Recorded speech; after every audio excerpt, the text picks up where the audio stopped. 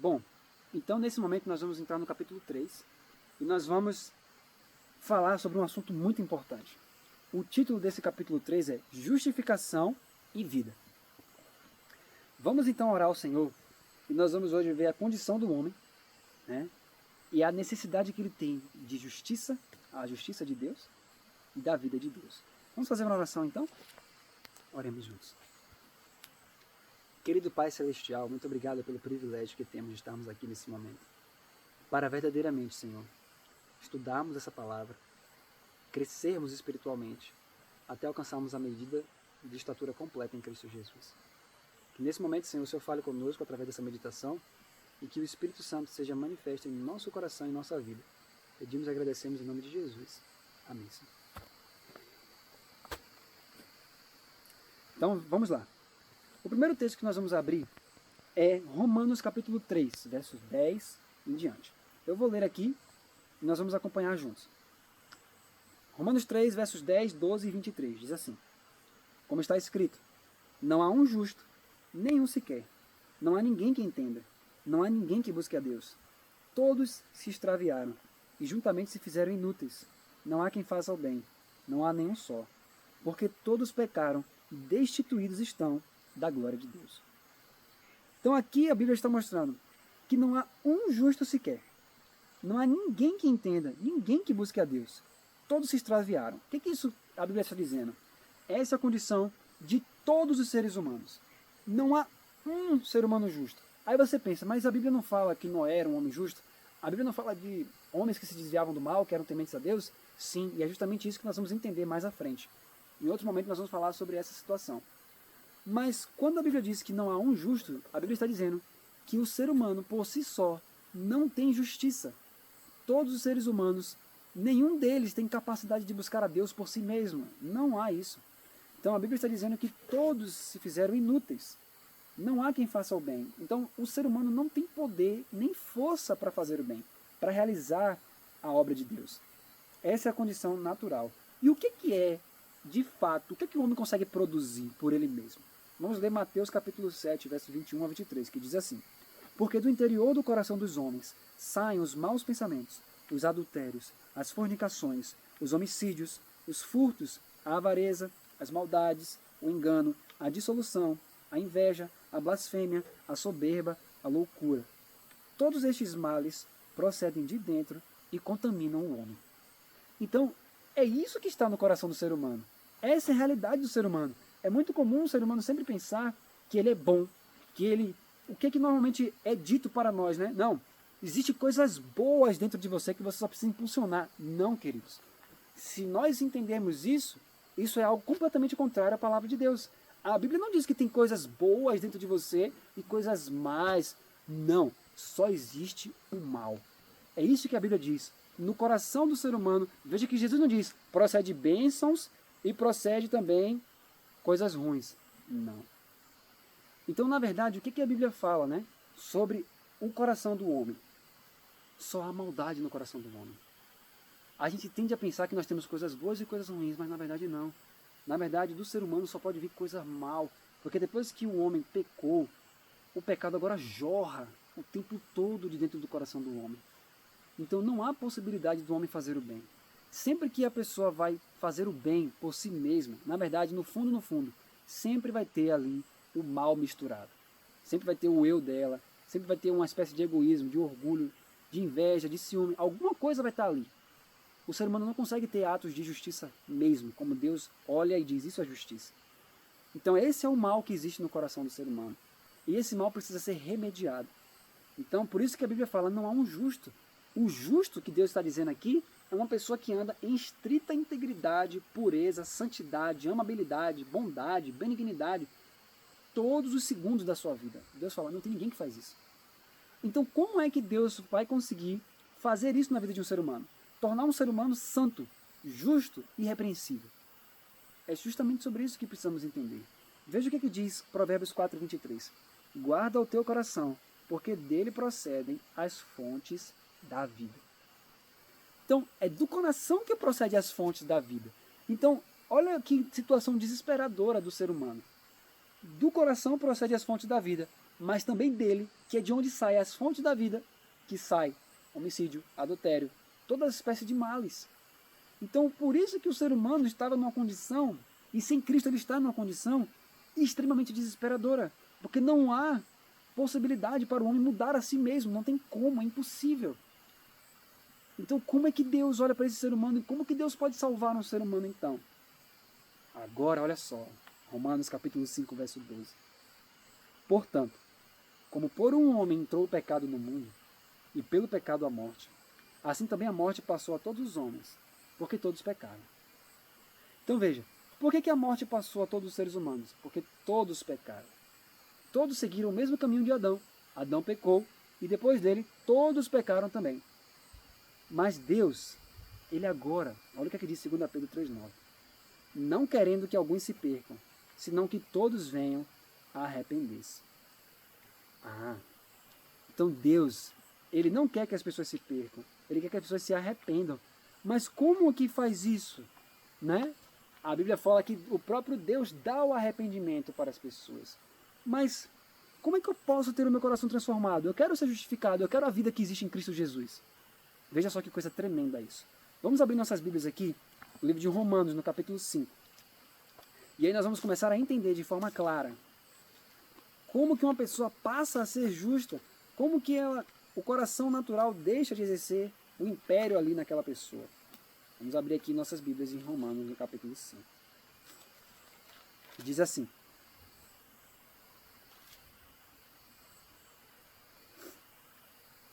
diz assim no verso 17. Porque se pela ofensa de um só a morte reinou por esse, muito mais os que recebem a abundância da graça e o dom da justiça reinarão em vida por um só, Jesus Cristo.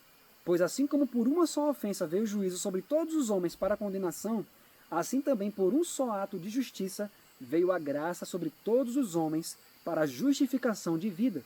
Porque como pela desobediência de um só homem muitos foram feitos pecadores, assim pela obediência de um, muitos serão feitos justos. Isso é maravilhoso, porque a Bíblia está mostrando que os seres humanos, por conta do pecado de Adão, eles herdaram uma natureza tendente ao pecado. Isso significa que eles nascem já com mais probabilidade de seguir um caminho errado do que um caminho correto. E todos eles nasceram com essas tendências. E eles acabaram em algum momento da vida cedendo a essas tendências e acabaram pecando em suas vidas, seguindo o caminho de Adão. Mas o pecado trouxe a morte. Todos estavam condenados à morte. E o que foi que Deus fez? Romanos capítulo 8, verso 3 diz que Deus enviou o seu Filho em semelhança de carne pecaminosa, ou seja, Jesus Cristo veio, tomou a nossa carne, a carne que todos os seres humanos têm, com todas essas fraquezas que a carne tem, com tudo isso, Jesus Cristo herdou isso, ele veio, tomou essa carne, mas a Bíblia diz que ele nunca pecou. Isso significa que ele foi tentado em todos os pontos, como todos nós somos tentados. Ele sentiu que é a força de uma tentação ali clamando dentro dele, mas ele nunca cedeu a uma tentação. E foi assim que Deus enviou o seu Filho nessa carne para condenar o pecado na carne, que o Romanos fala. Jesus veio, passou por todas as experiências que um ser humano deve passar, e muito mais do que nós. Nós vamos depois falar um pouco mais sobre a natureza do Filho de Deus ali, e a vitória que ele obteve nessa carne que nós temos. E ele veio, e através desse sacrifício, de viver uma vida ali, penosa, difícil, de grande labuta, mas vencedor, foi assim que ele conseguiu trazer agora a salvação para nós. Porque quando ele foi para o madeiro, ali estavam os nossos pecados sendo colocados sobre ele no madeiro. Ele levou os nossos pecados durante toda a vida dele. Ele levou, e sobre o madeiro, ali estava ele carregando nossos pecados no madeiro. E quando ele morre, nossos pecados morrem com ele. E quando ele ressuscita, o que ele quer fazer hoje? Ele diz, olha, eu estive morto, mas eis que estou vivo. E agora ele vivo, ele diz, olha, você precisa de um novo nascimento, uma nova vida, um novo coração, uma nova mente. E Jesus está disposto a vir e habitar no ser humano. E aquele coração que antes só trazia maldade, impureza, homicídio, adultério, fornicação, tudo isso, esse coração é morto pelo poder da palavra. Quando a pessoa começa a receber a Bíblia, a palavra de Deus, como realmente tendo poder criativo para criar aquilo que ela fala no coração, esse coração é removido e o coração de Jesus é dado a essa pessoa. Como assim o coração de Jesus é dado para essa pessoa? O próprio Senhor Jesus, ele vem habitar nessa pessoa, de tal forma que é Cristo agora vivendo ali. Esse é o mistério do Evangelho na prática. Os pensamentos daquela pessoa não vão ser mais os mesmos, porque não é mais ela vivendo, é Cristo vivendo nela. E Cristo é puro, Cristo é santo, Cristo é justo. Então, em mim mesmo, no próprio coração do ser humano, ele não é justo. Mas quando Cristo passa a habitar nesse coração, aquela pessoa se torna uma pessoa justa. Não porque ela em si mesma é boa, mas porque Cristo é bom, Cristo é justo. E ele vivendo no coração dessa pessoa, tudo que ele é, vai ser visto na vida daquela pessoa. Isso é salvação, isso é verdadeira justiça. E é assim que acontece no dia a dia, e é assim que Cristo faz e opera uma transformação gigantesca. Por isso que diz, é pela obediência de um só que muitos são feitos justos. O que significa isso pela obediência de um só? Porque quem obedeceu verdadeiramente toda a lei de Deus foi Jesus. Só que Hebreus capítulo 13, verso 8, fala que Jesus não muda. Ele é o mesmo, ontem, hoje e eternamente. Então, se ele obedeceu aqui nessa terra durante 33 anos a lei de Deus por completo e nunca pecou, se o próprio Jesus Cristo, o mesmo Nazareno, que está hoje no lugar santíssimo, se ele próprio vem habitar em meu coração através do Espírito Santo, ele não mudou. Então, ele continua sendo obediente. Por isso que Gálatas 2:20 fala, não mais eu, mas Cristo vive em mim. E se é Cristo vivendo em mim, a obediência dele vai ser vista em meu corpo. Então, eu vou ser obediente, mas não vai ser eu obedecendo à lei de Deus. É pela obediência de um só que muitos são feitos justos. A obediência de Jesus Cristo em meu coração me torna obediente à lei de Deus. Isso que significa, isso são as boas novas. Então, o ser humano não precisa ficar ansioso para viver a vontade de Deus. Cristo já vive. E quando ele habitar em nosso coração, através da comunhão com a palavra, ele vai continuar vivendo. Nós seremos justos por causa de Cristo. Ele nos declara justos e nos torna justos. Mas não nós mesmos, mas ele em nós. Isso é maravilhoso. Por isso que as pessoas vão olhar para nós e vão ver justiça em nós. Mas não somos mais nós ali. É Cristo vivendo em nós. Isso é maravilhoso. Isso é muito maravilhoso. Veja só o que diz aqui, ó. 2 Coríntios capítulo 5, verso 19 diz, Deus estava em Cristo. Quando você olha para Jesus Cristo, você vai começar a entender o segredo que está ali. Como que Jesus conseguiu viver nessa terra, vivendo aqui entre os homens, sendo tentado de todos os pontos, a carne dele clamando ali, porque era a nossa carne, e ele conseguiu subjugar a carne e vencer todos os pecados. Como isso? Como que ele nunca pecou? Aí a Bíblia traz a resposta. Deus estava em Cristo. Isso significa que Jesus Cristo se esvaziou dele mesmo e o Pai viveu a vida dele e fez as obras dele em Jesus. E agora o mistério do Evangelho em Colossenses capítulo 1, verso 27, o mistério que estava oculto desde todos os séculos. Qual é o mistério do Evangelho? Cristo em vós. Isso significa que o Pai habitou em Jesus e Jesus venceu tudo. Agora, Cristo habitando em nós, é Deus o Pai habitando em Cristo e Cristo habitando em nós. Logo, Deus o Pai também vai habitar em nós, por meio do Espírito Santo. Então, as mesmas obras que Jesus fez, vai ser visto em nossa vida. Por isso que o próprio Jesus disse, aquele que crê em mim, fará as mesmas obras que eu faço. Por quê? Porque não sou eu que faço, é o Pai. E como o Pai vai habitar em você também, você vai fazer a mesma coisa. Mas, não só você vai fazer o que eu faço, você vai fazer coisas maiores. Porque Jesus não tinha intercessor aqui nessa terra. Ele vivia à vista de um Deus Santo sem intercessor. Nós vivemos agora à vista de um Deus Santo com intercessor. Então, agora é o Pai habitando em nós e Jesus Cristo, o homem, habitando também em nós. Então, nós temos agora muito mais motivos para viver coisas gigantescamente, realizações espirituais muito grandes, sempre vivendo com Deus habitando em nós. Então, por que Deus vai começar a nos dar experiências espirituais mais profundas? Porque quando Deus habita em nós, aí sim, o nosso eu vai estar morto e nós não teremos o risco de nos orgulhar por fazer alguma coisa ou nos ensoberbecer, né? Não vai ter esse risco. Quando é o próprio Pai vivendo ali, diariamente em nós, o próprio Pai pode permitir que a gente viva coisas profundas com Ele, sem que a gente se ensoberbeça, sem que a gente ache que é porque nós somos consagrados, que nós somos diferentes, que nós somos justos. Não, nós entenderemos que nós não somos nada. Nós entenderemos no capítulo 2 que nós estudamos, no último estudo, que nós somos apenas um trapo de imundícia. Em nós mesmos nós somos leprosos. A única esperança que existe para um ser humano se tornar justo é Jesus Cristo vivendo naquele ser humano. O Evangelho não é sobre melhorar o meu eu, é sobre aniquilar o meu eu, para que Jesus Cristo habite. É sobre se esvaziar completamente, para deixar Deus habitar ali, por meio do seu Espírito. E como é que eu faço isso? Recebendo a palavra de Deus, como sendo viva para mim mesmo. Permitir que a palavra opere. Por exemplo, Efésios capítulo 4, versos 22 e 23. Vamos ler aqui para a gente ver isso de forma clara, que é a própria palavra de Deus que mata o nosso eu. Vamos ver aqui, ó, Efésios capítulo 4. Efésios capítulo 4.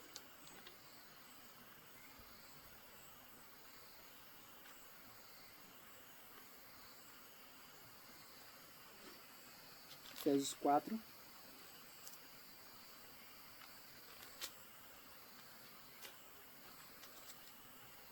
Versos 22 e 23, diz assim: que quanto ao trato passado, vos despojeis do velho homem, que se corrompe pelas concupiscências do engano, e vos renoveis no espírito da vossa mente. Se eu entendo que essa palavra aqui é criativa, quando eu estou lendo isso aqui, eu clamo essa promessa, olha o que a palavra está dizendo: vos despojeis do velho homem. Então essa mesma palavra que está dizendo isso, tem o poder de fazer o que ela está falando. Então a palavra vem e remove o seu velho homem. Se você continua querendo isso durante o seu dia, o seu velho homem está morto o dia inteiro. E ela não só mata o seu velho homem, mas ela diz assim para você: e vos renoveis no espírito da vossa mente. Então, a própria palavra está lhe dando uma nova mente pelo que ela está falando. E ainda mais, verso 24: e vos revistais do novo homem, que segundo Deus é criado em verdadeira justiça e santidade. A palavra cria um novo homem em verdadeira justiça e santidade. E se eu creio nisso, verdadeiramente isso acontece comigo no exato momento, até mesmo que eu estou lendo isso aqui. Louvado seja Deus por isso. E aqui ele continua dizendo assim, ó. Vamos ler novamente aqui mais uma parte do livro. E aí ele vai dizer assim. Olha só. Já que a vida do homem, olha que coisa maravilhosa, os homens têm se cansado exaustivamente e desgastado sua vida inteira a tentar viver vidas justas. E invariavelmente têm falhado. Todos sabemos que somos pecadores. Não há ninguém que não reconhecerá que poderiam ter feito melhor em algumas coisas que fizeram. E não há ninguém que não tenha, num dado momento da sua vida, dito ou pensado que eles poderiam fazer melhor. E nisto mostram que eles sabem que pecaram. A consciência de cada homem o acusa, mesmo que ele não tenha sido instruído na lei de Deus. Veja Romanos 2, 14 e 15. Já que a vida do homem é pecado em si mesma, e ele só tem uma vida, e a justiça não pode ser construída a partir do pecado, fica evidente que a única maneira pela qual qualquer homem pode conseguir a justiça é obtendo outra vida. E já que a única vida justa que conhecemos é a vida de Cristo em Deus, fica evidente que o pecador deve obter a vida de Cristo. Isto não é nada mais, nada menos do que viver a vida cristã. A vida cristã é a vida de Cristo. Mas não vamos pensar que alguém possa viver essa vida sozinho. É evidente que nós não podemos viver outra vida com a nossa velha vida que nós sempre vivemos. Para viver uma outra vida, nós devemos ter uma nova vida. E ninguém pode viver a vida de outro. Ninguém pode viver a vida até do seu mais íntimo amigo. Por quê? Ele não pode ser bem-sucedido ao imitar as coisas com as quais ele está familiarizado no seu amigo, e ele não pode conhecer a vida interior do outro. Quanto menos, então, se pode viver a vida infinita de Cristo. É impossível viver a vida de Cristo eu tendo a minha própria vida. Então, a vida cristã, para viver a vida cristã, o que é necessário? A minha própria vida de pecado tem que morrer. Ou seja, eu tenho que permitir que Deus aniquile o meu velho homem, e aí Cristo vem viver em mim. Não tem outra forma. Eu não posso olhar para Cristo e dizer: olha, Cristo, eu estou lendo aqui na Bíblia que você fez isso, isso e isso. Eu vou imitar. Mas se eu for imitar, a justiça de Deus, ela quer uma justiça perfeita, irrepreensível. Em vários momentos da minha vida eu já pequei. Então, quando a lei projetar a luz dela sobre mim, ela vai dizer: cadê a justiça? Ela vai dizer: não, mas peraí, eu fiz isso, isso, isso, imitei Jesus aqui, aqui, aqui, aqui, aqui. Aí a lei vai dizer para mim: eu quero justiça desde quando você nasceu até o seu último dia. E eu estou vendo aqui várias falhas no caminho. Como que você vai me apresentar? Que justiça é essa? Eu não quero essa justiça. Então, se for essa justiça que eu tiver que apresentar para a lei, não vai adiantar de nada. A única justiça que a lei vai dizer realmente isso é a justiça de Jesus. Amém. Porque a justiça de Jesus é a justiça de Deus. É a vida de Deus, são as obras de Deus. O Pai estava em Jesus. E essa é a única coisa. Se a lei é o caráter de Deus, ela não vai aceitar nada menos do que o caráter de Deus. E só quem tem o caráter de Deus é o próprio Deus. Isso precisa ficar claro para nós. Então, por isso que Gálatas 2, 19 e 20 diz: porque eu, pela lei, estou morto para a lei, para viver para Deus. Já estou crucificado com Cristo, e vivo não mais eu, mas Cristo vive em mim. E a vida que agora vivo na carne, vivo pela fé do Filho de Deus, o qual me amou e se entregou a si mesmo por mim. Quando é permitido a Cristo viver sua própria vida no homem, então, e somente então, a vida do homem estará em harmonia com a lei de Deus. Então ele terá a justiça, porque ele terá a única vida na qual há justiça. Permita que esses relatos sejam realidades vivas, e você certamente terá vida através do seu nome. Somente assim, queridos. Somente quando nós permitimos que o próprio Deus viva a sua vida, aí sim, nós viveremos uma vida de justiça e nós seremos justos. Fora isso, nossa vida só vai jorrar pecados.